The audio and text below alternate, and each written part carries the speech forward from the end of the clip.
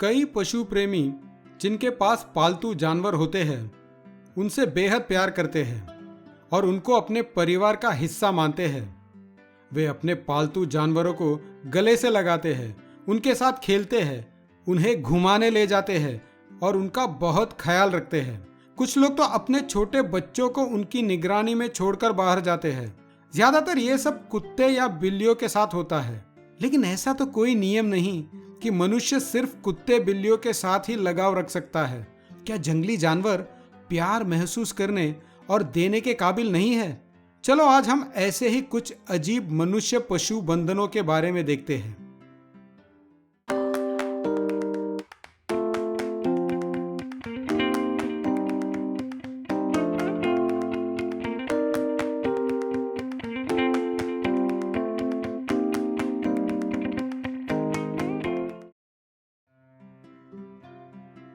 South Africa के छोटे बच्चे कायला और मलन के कुछ अजीब दोस्त हैं जिनका नाम वाकू और स्काइला है। दरअसल उनके मित्र दुनिया के सबसे तेज दौड़ने वाले जानवर हैं। जी हाँ, हम चीता की ही बात कर रहे हैं। उनके माता पिता किम और हाइन शूमैन तजुर्बेकार जानवरों के प्रशिक्षक थे जो साउथ अफ्रीका के एक जंगल रिजर्व में काम कर रहे थे। उनको एक बार दो छोटे चीते के बच्चे मिले जिनको उनकी मां ने त्याग दिया था। उन्होंने उन चीते के बच्चों का ख्याल रखा ताकि वे किसी दूसरे जंगली जानवर के शिकार न बन जाए। उसके बाद ये दो चीते उनके साथ उनके घर में भी रहते हैं, जैसे परिवार के सदस्य हो।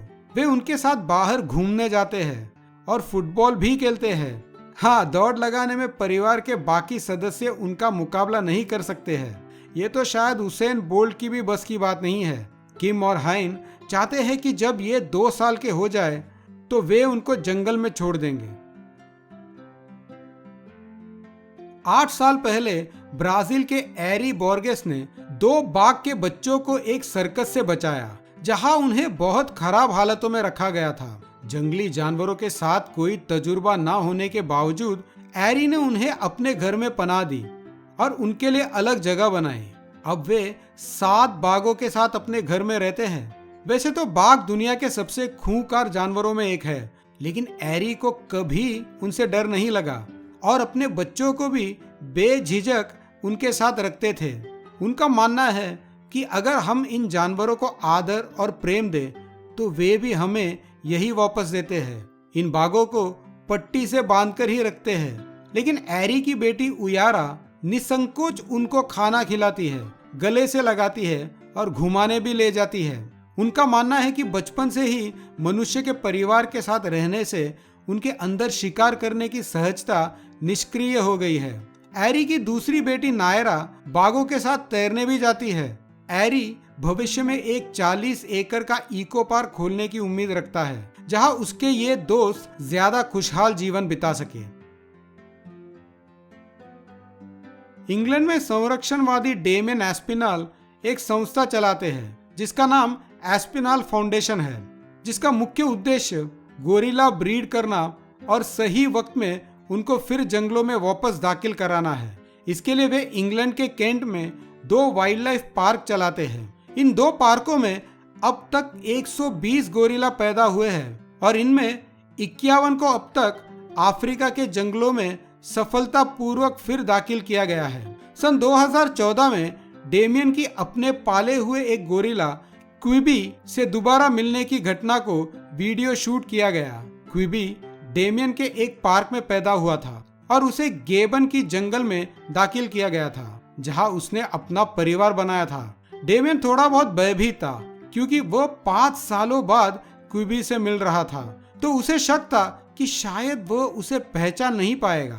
लेकिन जब वो मिले तो क्विबी ने उसे तुरंत पहचान लिया और उसे गले लगकर और नाक रगड़कर अपना प्यार जताया। ये 2 बिछड़े हुए दोस्तों की मिलन की कथा जैसे एक यादगार पल था। जिस दिन डेमियन ने जंगल में रात बिताई उस दिन क्विबी ने उसकी पहरेदारी की और जब वह जा रहा था क्विबी काफी दूर तक उसके पीछे आया। 11 साल पहले फ्लोरिडा यूएसए में रहने वाली मेरी थॉर्न ने एक मगरमच्छ को गोद लिया। इन सालों में उन दोनों का बंधन इतना गहरा हो गया है कि वो मगरमच्छ जिसका नाम रैम्बो है अब मेरी की संकेत भाषा या साइन लैंग्वेज भी समझता है और उसके साथ उसके बाइक में घूमने भी जाता है। मेरी का मानना है कि रैम्बो बहुत ही सुशील मगरमच्छ है जिसे लोगों से काफी लगाव और प्रेम है और वो उसके साथ बाहर चलने भी जाता है। वो उस इलाके में काफी मशहूर हो गया है और कई बार मेरी उसे चैरिटी शो में भी ले जाती है। रैम्बो कई बार मेरी के साथ मोटरसाइकिल की सवारी करते हुए फोटोग्राफ किया गया है। मेरी कहती है कि रैम्बो को टीवी देखना बहुत अच्छा लगता है और बच्चे उसे बहुत पसंद करते हैं और उसके साथ तस्वीर खिंचाते हैं। मार्च 2016 में मेरी को झटका लगा जब फ्लोरिडा के वाइल्ड लाइफ कमीशन ने उन्हें रैम्बो को अपने साथ रखने की अनुमति नहीं दी क्योंकि उसकी लंबाई 6 फुट से ज्यादा हो गई थी। महीनों तक बातचीत करने के बाद मेरी को फिर से अनुमति मिल गई।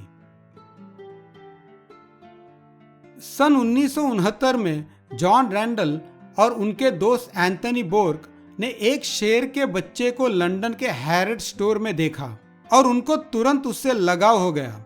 उन्होंने उसे वहां से खरीद लिया और अपने घर ले गए चेल्सी में। उन्होंने उसका नाम क्रिश्चियन रखा और वो उनके साथ उनके फर्नीचर की दुकान में रहने लगा। जब वो छोटा था वे उसे वहां के बच्चों के साथ खेल खिलाते थे और रेस्टोरेंट और पार्टियों में भी ले जाते थे। लेकिन 1 साल में ही क्रिश्चियन काफी बड़ा हो गया और उसे रेसिडेंशियल जगहों में रखना उचित नहीं था।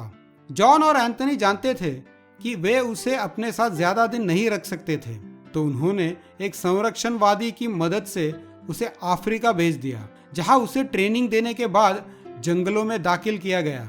कुछ सालों बाद वे दोनों क्रिश्चियन से फिर मिलने अफ्रीका की जंगलों में गए। हालांकि उन्हें कुछ खास उम्मीद नहीं थी कि वो उन्हें पहचानेगा, लेकिन जब वे एक दूसरे से मिले वो एक देखने लायक दृश्य था। क्रिश्चियन पहले तो थोड़ा संकोच कर रहा था, लेकिन जब उसने उन्हें पहचान लिया वो कूदकर उनकी गोद में गया और काफी देर तक उनसे खेलता रहा। उनके इस मिलन की कहानी एक documentary Christian the lion at world's end में कैद किया गया है।